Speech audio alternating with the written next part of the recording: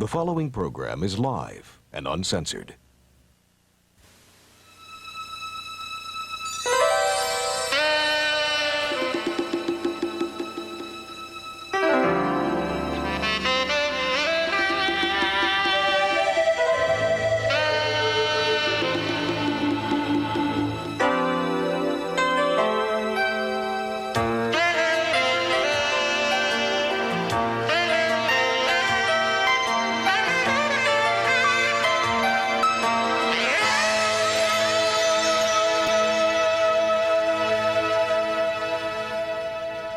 David Viscott, and welcome. Troubled times, a skittish city.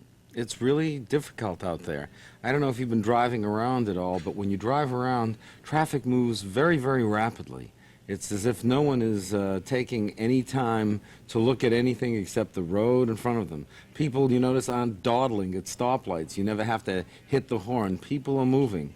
And people hardly look at each other in traffic. You just want to get going and go home. I haven't seen the city this tense since I've been here now in 12 years, and it's difficult. It's difficult because we don't know where things are going, and we would like to know where things are going. And it all starts with each of us in our own lives to do something to make it better. But if you're feeling powerless or overwhelmed by the situation, if you feel that you're being trapped in your home, if you're afraid to go out, if you don't feel safe any longer, what you need to do is start doing normal things. Tomorrow's Mother's Day. It's a good idea to get some of those tomato plants in, or plant a couple of perennials, just to do something normal. Doing normal things calms you down. You claim the part of reality that's gone out of kilter by doing what you have to do to establish your day. Make your day normal. Does that sound too simple? And you don't have to watch radio and television every minute. They follow the drama a little bit too intensely. Follow the drama of your life. We'll try to get back more into that too. Calming down where you are? Yeah, it wasn't too bad where I live, but you can feel it around, like you said, just whenever you go out. But do you think it's over? Do I think it's over? What a Well, loaded question. it's like people are waiting for it to happen or something to happen. Well, we're not sure what's going to happen when the troops are out. We're not sure of any of these stories we're hearing about the Crips and the Bloods. We don't know what's going on. And we see these interviews that just, make our blood run cold. We want peace, and we just don't know what's coming. Anyhow, who do we have tonight? Okay, we have Charles. He's on line B, and he's ready to take revenge on the people who fired him. Charles. Yes, sir. How old are you, Charles? I'm 32. A native of where, Charles? Well, originally St. Louis, Missouri, right outside of St. Louis. Uh-huh. Okay. Where outside of St. Louis? Well, you probably never heard of a little town called Wellsville. Even the name invokes. Is that near Chesterfield? No, nowhere near it. More near Mexico. Uh-huh. Okay. What's cooking? Well, at this point, nothing's cooking. That's the whole problem. I was disabled at work in 1989. How? And what happened? Well, I was they took away my rollaway. I was a special mechanic at McDonnell Douglas. I was supposed to work items that were non-workable by other, normal employees. Mm-hmm. I was more or less a specialist in this area. What was the damage that was done to you? Well, I got 2 discs in my lower back that are just ruptured, and well, at first they were just bulging. Now they're ruptured because of non-treatment, and I have arthritis. The latest MRI showed spinal stenosis with arthritis, and pretty discouraging, huh? Yes, sir, because it's just getting worse and worse because their insurance company won't pay for the surgery. I went to the doctor that they wanted me to go to in the first place, and I've been going to that same doctor all along. Now they're saying that they found some kind of loophole to fire me from, and I just don't know what to do anymore. I'm laying here. My wife has to stay home because sometimes my leg will give out on me and I'll fall down. All right. Do you feel unjustly fired? Oh, I know I am, sir. Did you? All right. Have you asked for some legal help with this? I mean, on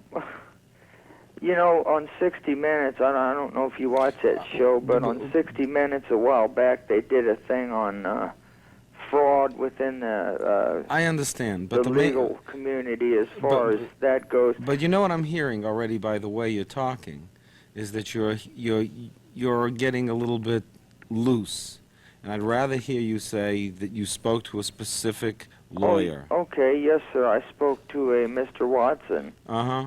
And he promised me at first before I spoke to a bunch of paralegals, and it seemed like every other month I had a different paralegal working on my case. And well, what did they say? Did they say you have a case? Oh, sure. They keep promising me the sky. In fact, my wife and I had him on the speakerphone last week, I think it was, and he said, well, they offered us, they being the defendants, right, offered us $50,000 and all your future meds and everything. What's wrong with that? And he said, we're going to try to take $60,000. Well, Look, that's just exactly what I asked. I said, well, what's wrong with that? And he said, well, we'll just handle this. We know how to let me do tell you. Let me tell you what you need to survive. Okay. Remember what lawyers are interested in. Oh, I'm sure. It's a business. Okay. That's not your business. Your business is to get yourself well again. Well, I got so many things wrong. Well, I know. Focus. You need focus tonight more than anything else. Get the fastest settlement you can to get the frustration out of your life. I heard talk that you were thinking of getting a gun and going down and shooting someone. Yeah, I fantasize about that. But that's the wrong place to be. You know, when your back goes out, everyone who has a low back disorder becomes depressed. Did you know that? Well, sir, it's like I'm not some flake. I mean, I'm not saying you are. Oh, Listen, no, I'm Charles, not saying... listen to me. Everybody who has a back disorder gets depressed over it. And they get addicted to all these painkillers. Maybe they do, maybe they don't. But the main thing you need is proper medical treatment now. And I can't get it. Well, if you're getting an offer sent to you for $50,000, where you can get that going now and get operated on and get this thing taken care of, go for that. Well, because the lawyer thinks he can go for $60,000 in a week or two or a month or two isn't in your best interest. Well, I called that same attorney, and he said now that he denies ever saying that at all. So, see, now I don't know who I can trust. Well, you need an attorney you can trust. Start there and get your settlement and get yourself some treatment. Well, I can't get the settlement because the attorney now is saying that everything they were fair with me, and before he said that they were going to get all this money for me. I'm about to be evicted, and I'm bedridden half the time. And listen to me. Don't give up. You need another attorney. Someone will take a look at this thing and make it work for you. Don't give up on that. You need to find the attorney, and you need to believe that it can happen. Because you've been turned off like this, the last thing that you can allow yourself to do is get caught up in angry fantasies. They'll only destroy you. Terrible situation, and if there ever was a case for having public national health care, boy, we have to think about it. There isn't any one of us who is immune to losing your insurance and being in a terrible situation. So the next time this issue comes up, just remember, you could be Charles. Who's next? Okay, we have Lynn. She's on line A, and she caught her son dressing up in her lingerie. Lynn? Yes. Hi. Hi. How old are you? I am 21. Oh, so you have a young son. How old Yes. is he? He will be 4 in 2 months. He's 3. Yes. Well, Let's let the kid be his age, because 3 and 10 months is not 4. Okay, he's 3. What was he doing? I put him to bed one night, and, we have the rules. It's his bedtime. It's time for him to go to bed. I went in a few minutes later to check on him, and he was standing in the middle of the room in a chiffon miniskirt and a silk tank top. How do you look?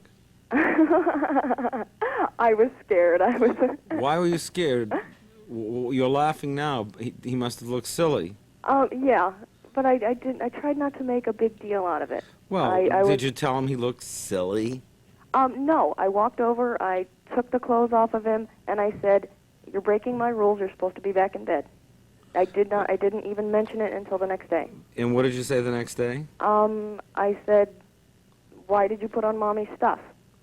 And he didn't answer me. I said, "Is it soft?" I figured that maybe it was soft or something like that. And he got angry at me and threw some things at me and just ran out of the room. And he got violent with me when I confronted him with it. He got angry because he was hurt. Yeah. And what do you think he felt hurt about? What was in his eyes the hurt that he was dealing with? Maybe that I didn't address it that night. Well, a kid at the age of 3 or 4 is hurt when they lose control or think they're bad. And what you say to the kid is, "Look, you took my things. You don't take Mummy's things.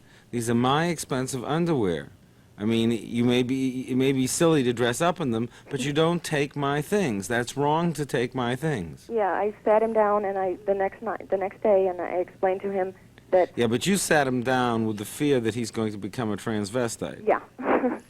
You should have sat down, giving the kid a break, and say, "Boy, you look silly in that, and I'm really irritated that you took my things out of my drawer and putting them on. You've no business going into my things. I don't go and try on your underpants. Yeah. How would you feel if I tried on your underpants and ripped them? You wouldn't like that, would you?" That's kind of how I explained Yeah, it. but just say those are my things and leave it at that, and then you reassure him, "Come on, it's okay, but don't do it again, all right?" But I did that, and he did do it again tonight, and that's why I'm calling. That's why I'm so concerned. Well, then you just have to reestablish limits. What does he do, take them from your drawers? Yes. Yes. He's making this conscious effort to hide and, sneak around. So he does know that it's bad. But when I did help him take the clothes off both times, he had an erection. And he was excited he was physically excited. Well, although people don't realize it, your son is forming an attraction of a sexual nature to these. And how do I control this? It's not a matter of controlling them, making them off limits so that the experience is not repeated is about as much as you can do, but he may, as a young man, find his own underwear. I mean, some people... I don't want this to happen. I know you don't want this to happen. I have enough, just the pressure and the anxiety of being a single mother. Okay. And, trying so How hard long have you been a single mother? Excuse me? How long have you been a single mother? 4 years. Okay. 3.5 years. What changes have happened in the kid's life in the last, say, 3 or 4 months? There was a loss of a close boyfriend, someone that I think that he felt a special connection with. What was the loss? The guy and I broke up. And we were living together, and the guy moved out, and... So he reiterated the loss of father. Yeah. Okay. This is all very confused. What he needs to do is to talk about the loss of a male figure in the house. There's a lot of sexualizing. I know that sounds strange for a 4-year-old. Yeah. There's a lot of sexualizing of closeness to you, and there's a lot of feeling of abandonment and feeling scared, and he wonders what happened that drove this man away. Do you think he ever saw the two of you in bed together? A girlfriend and I talked about this, and I'm not going to say no. Yes. And how did that happen? The man and I avoided being in the same room with him when we were together, sexually. But there were a few occasions where he was in the same room sleeping.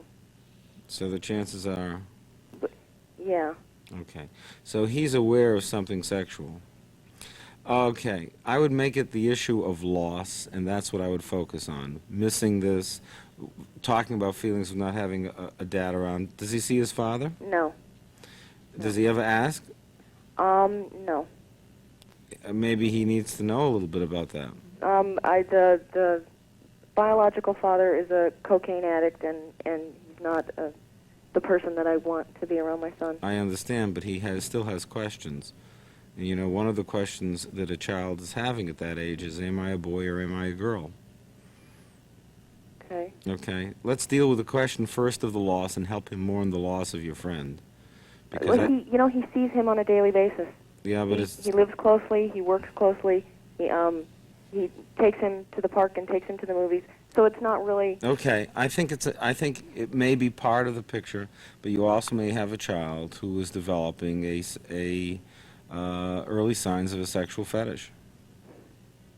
And I have absolutely no control over that. What you do is you try to reinforce the boy things in life, the male roles, and all that sorts of things. You might want to talk with your ex-boyfriend about a role he could play with it, but that makes it awkward for you if you have meet someone else. So you have to talk to him about why he's doing it and start verbally getting into it so that the kid has a way of talking about those feelings. You're not going to hear a lot. Okay. But what he needs to know, the bad part about it is that he's taking your stuff, not the sexual part. Okay. Why does he get violent when I do try to talk to him about it? Maybe it's pleasurable and he feels chastised for doing something sexually wrong. Okay. All right, so you try to separate it. Okay. But he's getting stimulated by it, and you just have to keep your eyes open. The warning signs are there, and you just have to be aware of it. Stay with us. More stuff coming up.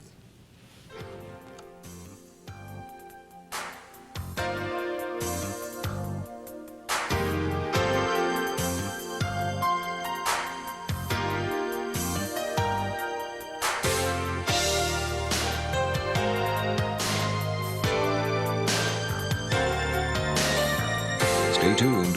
Night Talk continues.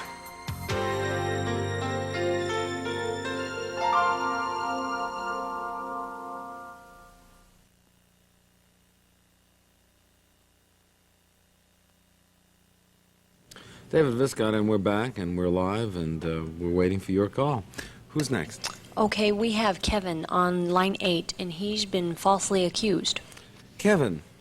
Yes, How old are you, Kevin? 27. Falsely accused of what?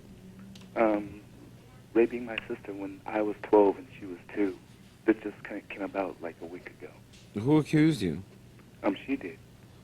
I found a letter of hers in a book in the front room. And it was a letter to her boyfriend explaining her sexual path, or sexual, like how come she didn't want to have sex with him and all this.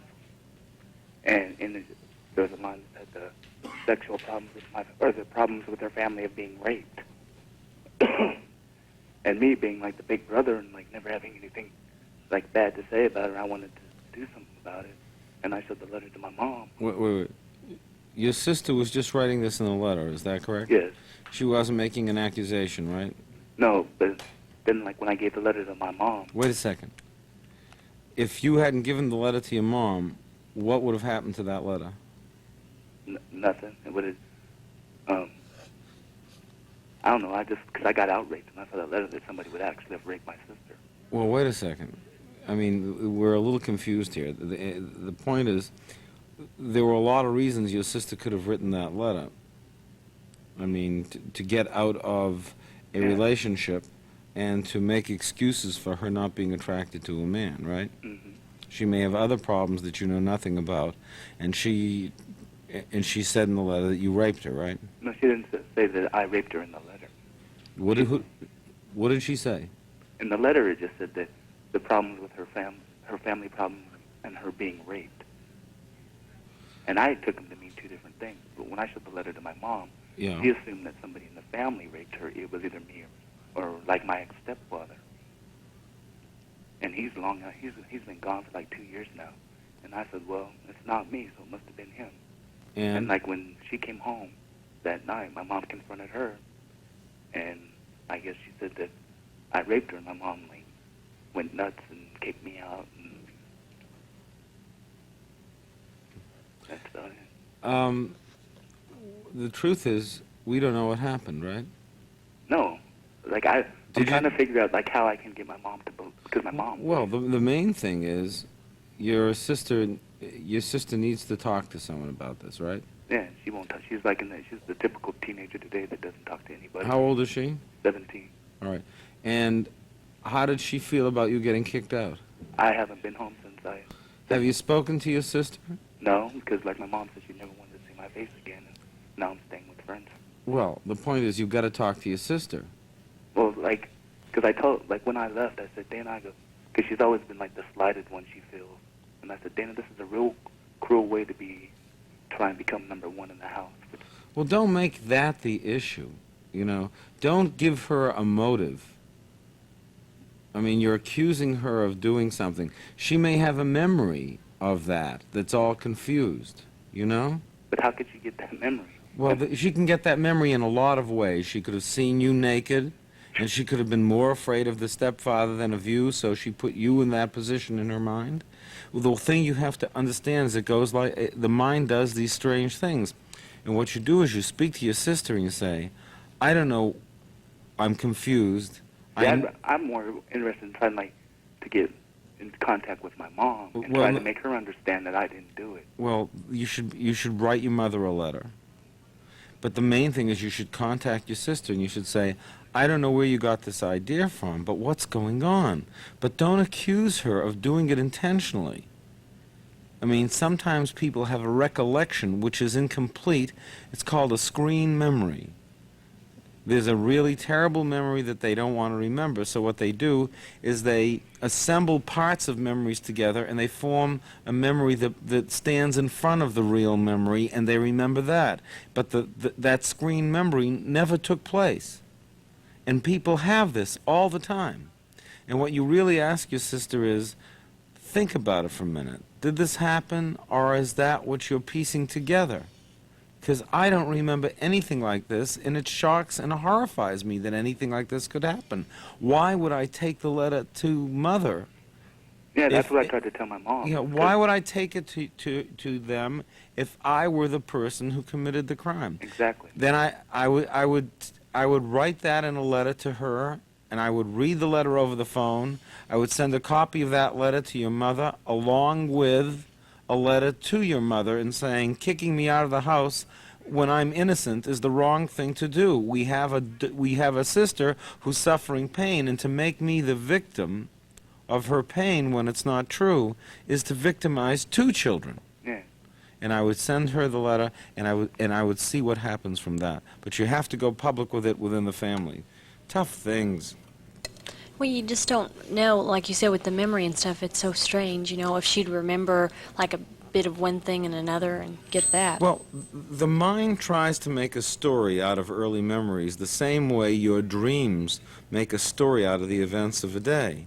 And while you have a recollection of a dream, it doesn't necessarily mean that the dream accurately reflects your life. And just because you have an early memory of childhood, it doesn't mean that that's the way it was. When we go back to a scene in childhood or revisit a house we haven't been in, the scene looks very different because we were a different person at that time. So something entirely different could have happened, or... Well, something happened, but it might not even involve the people who are accused of being involved. Okay. What's up? Okay, we have Judy on line 10, and she's concerned about her feelings for her father. Judy. Yes, How old are you, Judy? 21. Talk to me. Well, me and my father are having a sexual relationship, and my mother doesn't know at all, and I live with them in the same house, and, you know, neither one of us know what to do, so I thought I'd call you. How long has this been going on? About 6 months. How did it start? About 6 months ago, we went on a camping trip, and my mother was sick. She had gotten sick, and it just, something that had happened.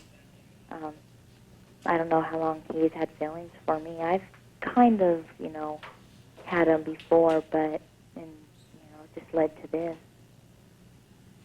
So,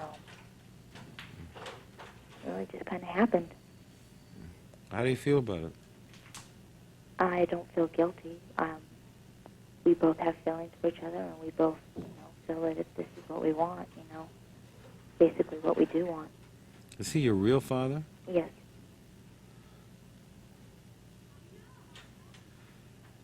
I'm speechless. Well, so am I. What do you feel about this? What was that? What do you feel about this relationship? I don't know. I'm confused. Tell me what you're confused about. I don't know if I should, if I should be doing this, but I don't know.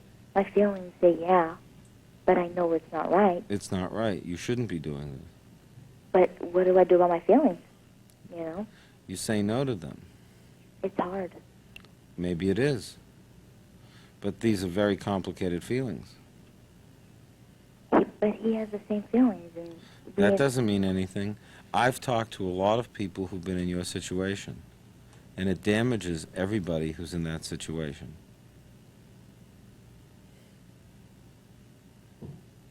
So it's basically you're saying I should just stop. Well, let me ask you very simply. How would you feel about a woman that your father was cheating on your mother with?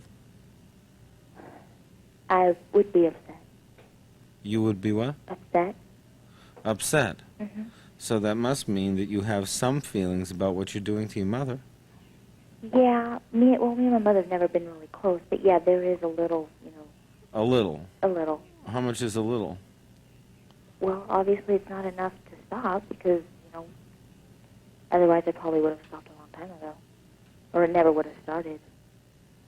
And what does your father feel about this? Well, he really been kind of wanting to go. Him and my mom have had problems and stuff, and I think they just stay together because they feel it's something they need to do. It's not. I don't know. He says he doesn't love her. This is so unhealthy for you, I can't even believe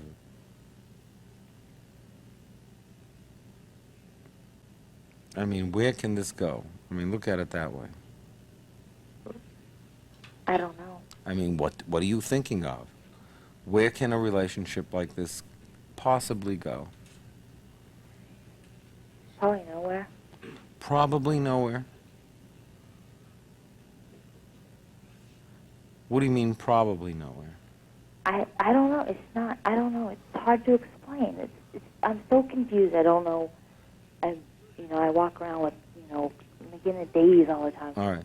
So what you're feeling is confusion, and you're feeling not connected, right? Okay. Those are bad feelings, right? Yeah. So this relationship is hurting you. Yeah, it is. But then when we get together, I understand, but stay with it. You go, but when we get together, I need to put you in touch with what it's doing to you. All right? It's making you confused about something. Of course, you love your father. yeah. But in this way, always destroys both people. I understand. Then you have to say no. It's wrong. It's hard to, though. You have to be strong and say it's wrong. Okay. Okay, what would happen if you got pregnant? I don't know. Did you ever think about that? Yeah, we thought about it. What would happen? I probably wouldn't have it. But I don't know. I don't know.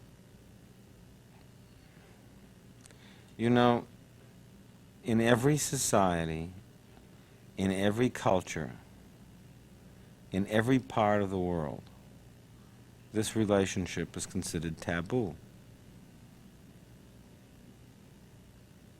It's not permitted. Well, it's not right, and I understand that Then it's not. don't do it. You tell your father, if he loves you, to leave you alone, and you say no to him. It's making you confused, and the confusion is hurting you. And it's wrong. What if he doesn't stop?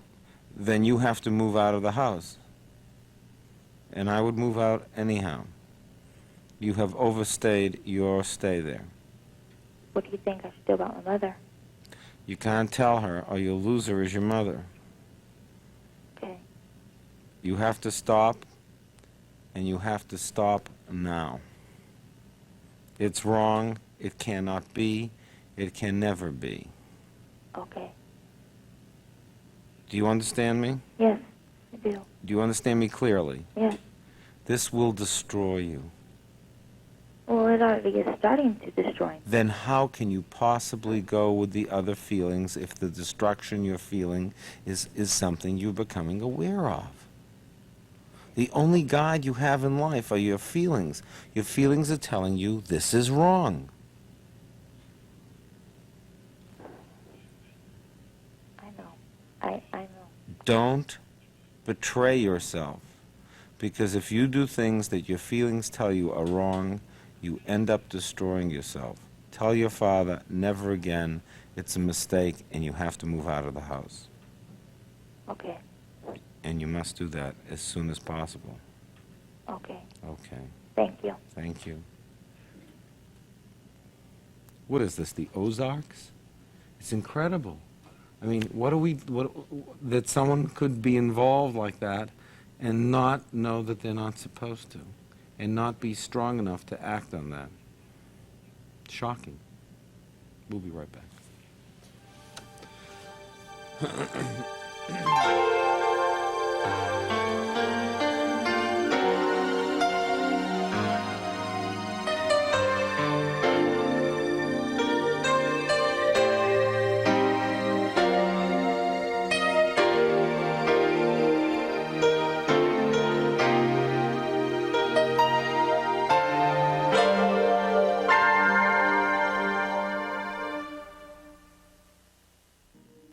Night Talk continues.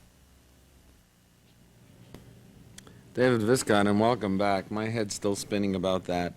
I must tell you that every case I have seen personally with father-daughter sexual relations in which both people were consenting has always ended up with one of the parties having a severe break. It's not good.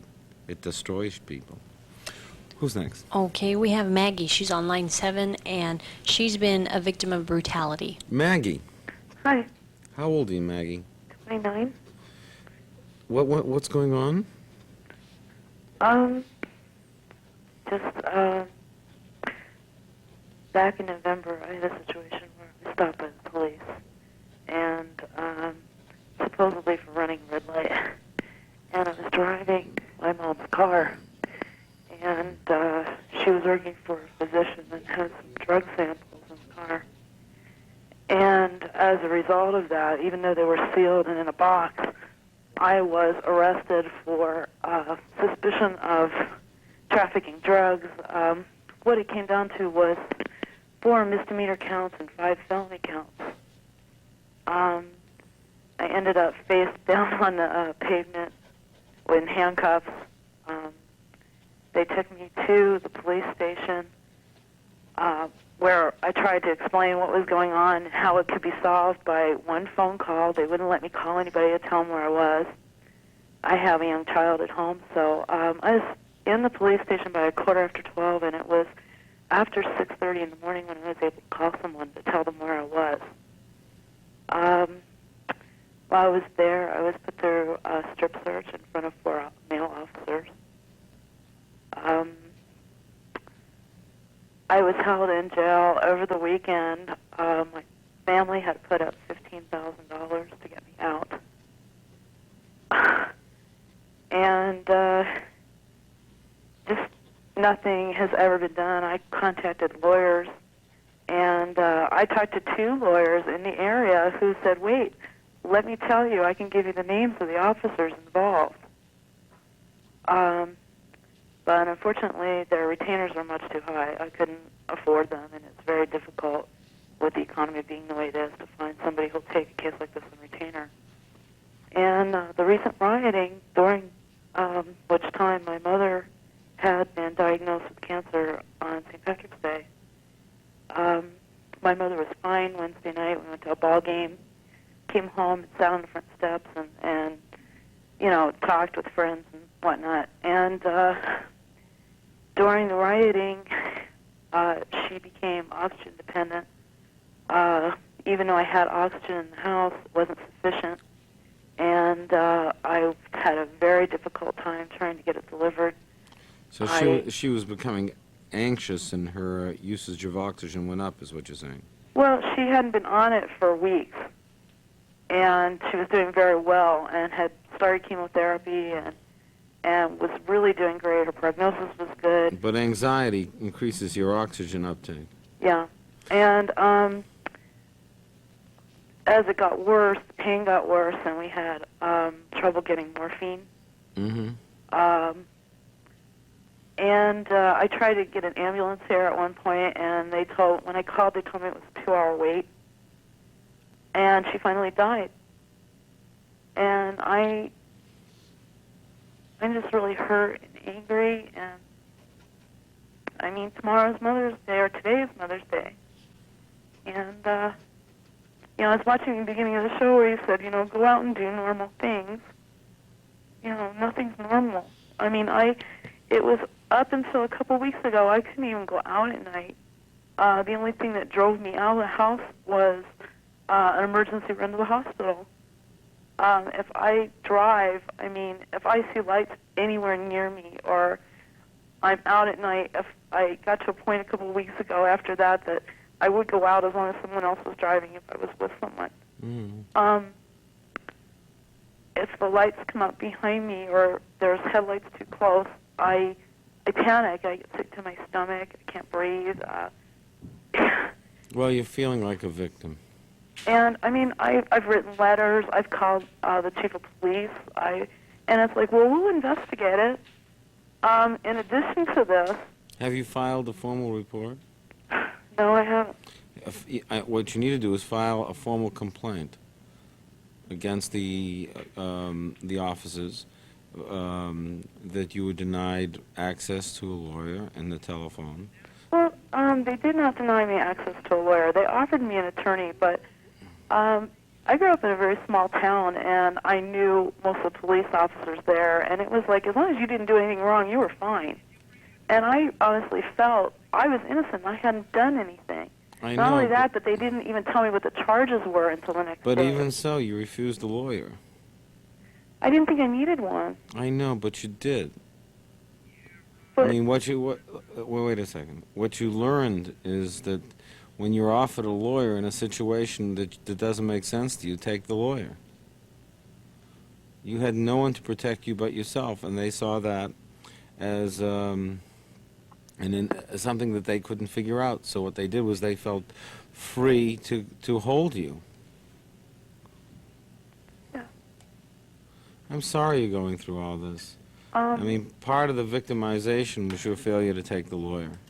That probably would have cut it short right then. The lawyer would have made the right call, would have straightened it out, would have spoken to them. When you try to be your own lawyer or you try to manage with the police on your own, you're always in a difficult state because they don't want to deal with you any more than when you go to court and you try to be your own lawyer. The judge and the other people hate that because then it becomes amateur night. And while in the olden days of Rome, every citizen could present their case in court, not so here. I mean, there are politics involved, there are methods involved. They make deals in the judges' chambers, and they work it out. So that the main thing to focus on is all this has been brought to a head because of the victimization. Well, this took also a very interesting twist when we finally appeared in court because I found out that locally there is another person with the same identical name as mine.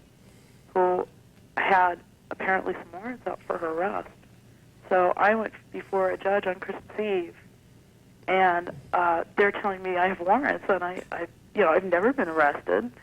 Well, I mean, but that's why you needed a lawyer. Yeah. And that's what you failed in. But the main thing you're dealing with is the anger over the hurt that you're suffering over the loss of your mother. I know, it just feels like, they have the ultimate power. And, they're the ones with the guns, so it's okay, And, it's like they took me to the hospital. I demanded that they do blood and urine tests because they were also saying I was high at the time, and I wasn't. And they were also saying the main focus. And I mean, they wait were a standing second. there in the hospital saying, they couldn't find my vein right away. Wait a second. The main focus is not this victimization. The reason you're having such a time letting go of it is because you didn't ask for the lawyer. If you had asked for the lawyer, none of this would have happened. The real thing you are dealing with now is about your mother. And you need to focus on that loss because that's the one that's really getting you. And what you're doing is you're taking the anger over the loss of your mother and the anger at them for not providing an ambulance, and you're turning it against all of the things in the past that caused you anger. I want you to identify and recognize that you're feeling hurt that your mother died and maybe it could have been prevented. And that's what you have to focus on because that's the work of the grief. And until that's being focused on, the pain will stay. And I want you to get through it. You have to get through the pain of loss. Mourning is about letting the hurt and the anger over the loss out. Getting angry at something else may get the anger out, but it doesn't solve the mourning until you recognize that some of this anger is coming from the loss of the person who has died. You need to know what it is you're feeling. You need to name your feelings. You need to name your anxiety. What is it you're afraid of? You need to name your hurt. What is it that you're disappointed in? And you need to name your anger. What hurt caused it? We'll be right back.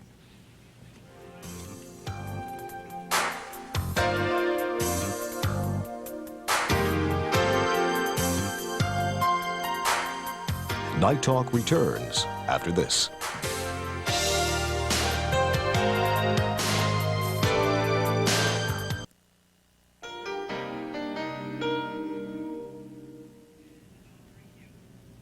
David Viscott, and welcome back. We have something interesting coming up. Right, we do. We have Bill. He's on line 2, and he's a former gang member and wants to talk to you about some things. Bill. Hi. This is David. Hi, Bill. How old are you? I'm 31.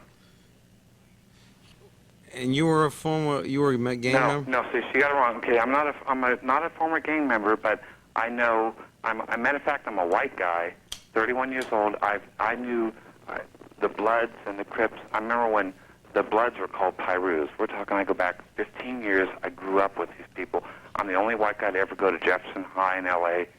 A lot of people out there know me as Mighty Whitey. I grew up with them. As of what happened with this riot thing, and all these people think because the Bloods and the Pyrus got together, the Bloods and the Crips got together, it's not no game.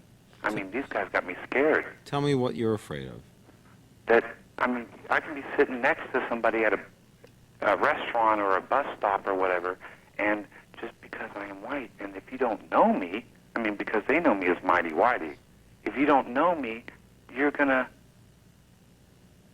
not gonna like me. You're gonna have a resentment, even more than they had before all this started. What do you think is going to happen? Well, I'll tell you what's inevitable is going to happen. They've decided what they're going to do. First of all, a lot of people out there think that this is just a white and a black thing, and it's not. I'm a white guy who just till 3 seconds ago, because they went in the other room to hear you on TV talk to me. I'm sitting next to black people. I'm a white man. They're. First of all, I've been beat up just like not as bad, but I am as a white man. I've been beat up like that by the cops, and they don't.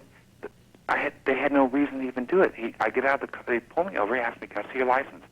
No BS. I'd lost my license the day before. I had no traffic warrants, and believe me, I usually do. Had no traffic warrants, no nothing. I was clean. I go, no, officer, I lost my license yesterday. I'm a white man. I look just like John Ritter. We're talking, I look very conservative. He throws me up against the cop car and goes, "You lying bastard," and was proceeding to, I can just tell, I don't know what he was going to do to me, but I have a temper. I freaked, and I pushed him off me. Not hit him, pushed him off me. I had a broken leg. I had a cast on at the time. I ran from him because I was scared. I hid from them for like 3 to 4 hours. I heard helicopters above me, dogs, and then I was right about to give up because I was so cold, my leg was hurting, and I heard the cop that I ran from and did that to, talk to these cops on the street that were looking for me, say, "You know, when you catch that little bastard, he's mine." I was just about to give up. I heard that. I went right back underneath the car I was hiding from and just said, "I'm not going to do it." They had my car. I knew they knew who I was. All right. But I understand. I think we all understand. But what I'm trying to get from you is what your perception is going to be of the future with the gangs in Los Angeles. What do you think is going to happen? you know what? They finally got smart and decided that why kill my brother when it's not us? We're killing our own people. So what have they decided? They decided that the establishment, the white man, the cops are going down. And you know what, David? They're saying, I heard on TV, I heard that 3 gun stores were looted. They got 700 to 1,000 firearms. David, I know right now that they have way more guns than that. And they're selling, right now I can give you prices on guns, brand new in the box, with 2 clips and full of ammunition. If you're 10 years old, David... I understand. And who is this going to be directed at? First of all, the first thing they're going to start with is the LAPD. They're going to start just going down. Did you hear about that 10-page submit they did to the mayor? When was this? It's like they demanded a 48-hour response yesterday. They delivered. It's real hush-hush. They delivered the Crips and the Bloods. This is no BS, Dave. They delivered a 10-page, very sophisticated proposal to the mayor saying, if we don't have, I forgot if it was a lot of money, $7 to $10 billion for, and they didn't say for us to do this. They said $700 million for schools, $2 billion for people to get off drugs. I mean, very smart proposals, and the Crips and the Bloods are agreed right now that they will not do. I mean, they don't do this. That they will not do drugs. That they will not sell drugs. That they will turn in the people they get the drugs from to have this proposal go through, because they really want their people to come together and not kill each other. And it's wild because, first of all, they've always been real stupid and just wanted money. And now they got smart and saw what's going on and decided this is what they had to do. And what happens if they don't get the answer? They already said. They said within 48 hours, if we don't have an answer from the mayor, we're going to start killing cops. Yeah, and I was driving on the freeway just the other day, and this guy was, I must have cut him off or something, and there was a black man in a truck, and since this has happened, I've been carrying a gun around with me. I even went fishing on a boat by myself at Lake Pyramid and carried my gun. I mean, I'm just out there like, people don't know who I am. They'll shoot me or kill me for nothing. And I cut this guy off, and he reached underneath his seat. He had a gun. And I just decided, hell, I don't need this. And Let me ask you a question. How safe do you feel the civilian population is? Pretty safe. There's not going to be no more rioting and all that. And because, honestly, I can't believe they finally got smart. They know that it's only hurting them. And they know that now that that's a losing battle. And for the only way for them to get ahead and for them to show that they really aren't just out to be hoodlums and sell drugs and whatever, because they do that for power, is to join together with that power and show that, hey, we don't need your drug money, we don't need this, but give us some respect. Was there a meeting at a dam near... Yes, there was. Where was that? I don't know exactly where it's at, but a good friend of mine told me that, and believe me, they usually go out on the weekends and shoot other gang members. Read the paper, there's 14 to 20 gang shootings a weekend. Since this has happened, there's only been 1 or 2, and that's stupid little kids that have some... It's the sophisticated people in these gangs are not playing the game no more. All right. So what happened out at that dam near Las Vegas? All I know is and it was, but I know where it was at, where you're talking about. How do you know, Dave? I know such things somehow. Go ahead. What Okay, happened? well, all I know is people who would usually see each other, even from a distance, would have shot each other, came together, they decided that this is what they're going to do. Yesterday, one news station said something about it, and then next thing I saw, like on the next news, say it was at 4 o'clock, at 5 o'clock, they didn't say nothing about it. So And you're telling me that an ultimatum has been there's delivered. there's 180,000 people out there right now willing to do whatever two people that I know say for the cause, their cause, whatever it will be. The head of each gang, you mean? Yeah. All right. And that's even, we're talking 180,000 of people who have a little sense in their head, not the other 200 and something thousand that are just stupid little claiming they're Crips and or Bloods. These are smart people, and this isn't just gang members. I mean, these are people who, actors, these are people you'd never, ever think. And people are just fed up with it. And as a white man, when I saw what happened, the verdict, I knew right then, stuff's going to come down because this is not going to go over. All right. So we're talking that an ultimatum has been delivered to Tom. Monday morning, if they don't hear a response to their demands, a 10-page proposal they delivered to the mayor yesterday, that all hell is going to break loose in L.A. We have to know about this. But not a riot. I'm not saying that. Yeah. You know what I mean? That's what I don't want to get people scared. It's not going to be like you got to be afraid. It's going to be against the establishment. And not just, because you're a white man and you drove through Florence and Avalon or whatever, because that's not going to happen no more. They know, because that didn't do nothing positive for them. And everybody hated them for that. Even I told them. I mean, I'm sitting next to the guy telling him, you know what? I hate it. When I saw that, it bothered me. And that is a word that I don't say. But it made me say that when I saw it. I was like, you know what? This guy's a truck driver driving through, and they want to beat him and hit him and kill. He did nothing. He might feel like I do about what happened. Because people that know me, even as soon as it happened, I was riding my motorcycle and I saw these, and I live in a very nice area, and I heard there's a black couple in this Mercedes-Benz driving next to me, and I heard them real pissed off.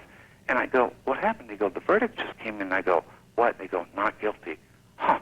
I was on my motorcycle. I hauled it. I knew it was time. It was going to go down. They had it planned. It was like, you know what?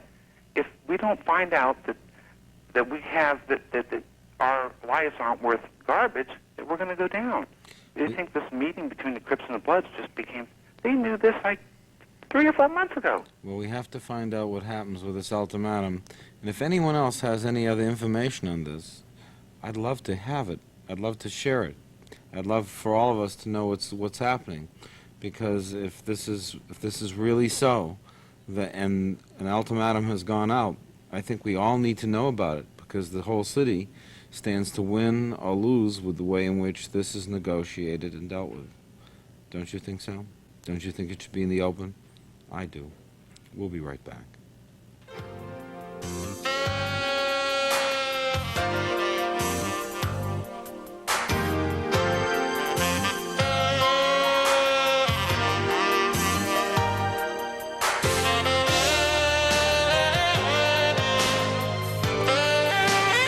Night Talk returns after this.